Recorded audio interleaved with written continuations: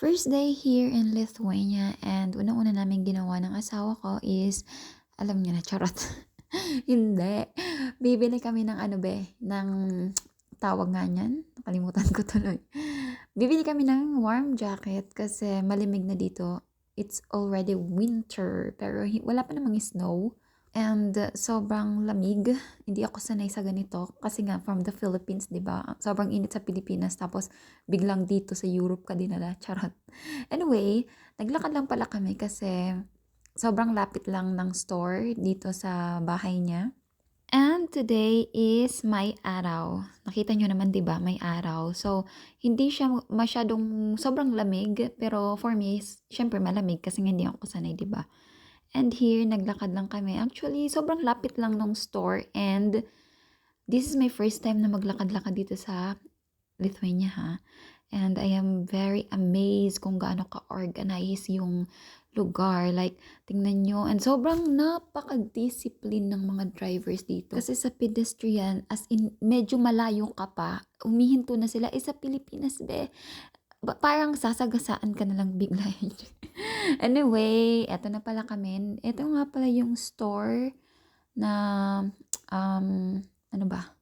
Ito yung store na nagbebenta ng mga ganitong jacket. Hindi ko alam kung meron pa bang ibang store dito. Pero maybe, I don't know. But here, dito kami pumunta and yung asawa ko yung pumili kasi syempre, feeling ko kasi ako princess. Charot! So, ayun na nga, pagpipilian namin yung dala-dala ng asawa ko and here, kailangan kong isukat, tingnan kung gusto ko, kung ano yung gusto ko.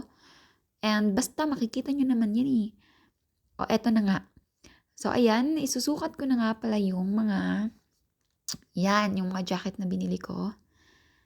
Binili ko agad, hindi pa nga isusukat pa lang. King ina yan, ano ba? So, ito nga yung first na sinukat ko. Actually, hindi siya first. Parang second na. Nakalimutan kasi namin mag-video.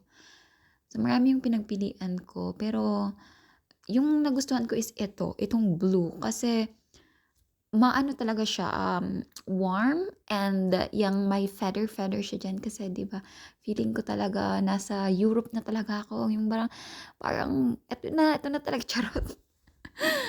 Hay nako. Anyway, anyway na lang lagi. Okay, let's be serious here.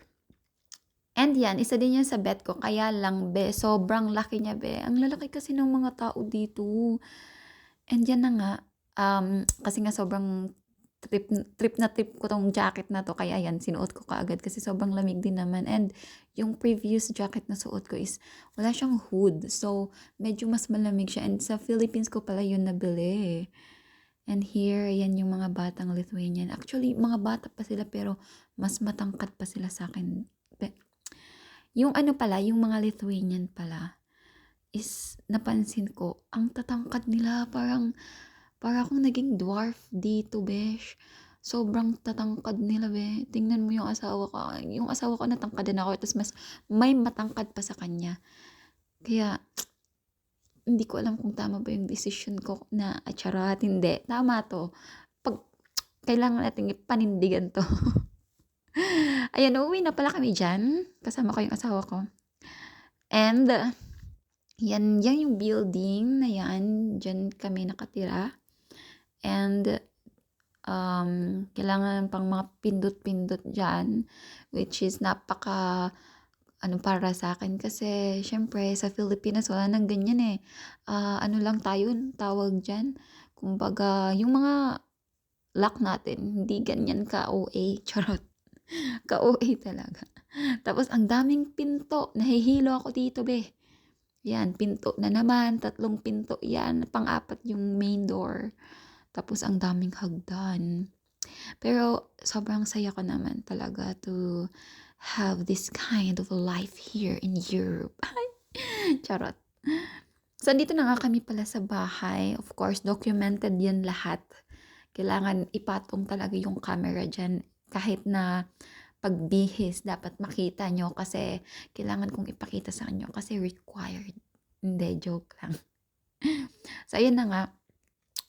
Before pala kami pumasok, I mean, pagkapasok is pagkapasok namin sa ano, sa door, siyempre kailangang hubarin yung mga kung anong kailangang hubarin. Ano ba? Ang gulo mo magkuwento, be.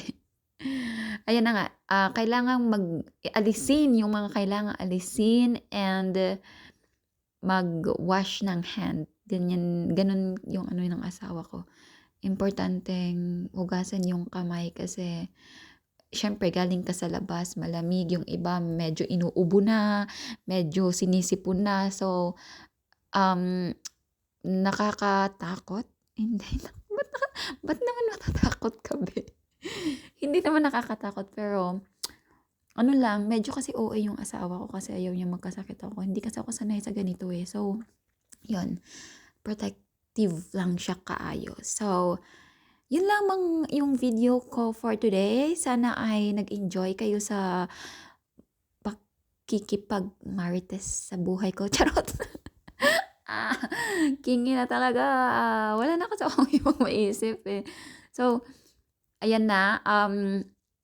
Tapos na yung video. Huwag ka na maghintay pa ng iba. Ano ka ba? Bye!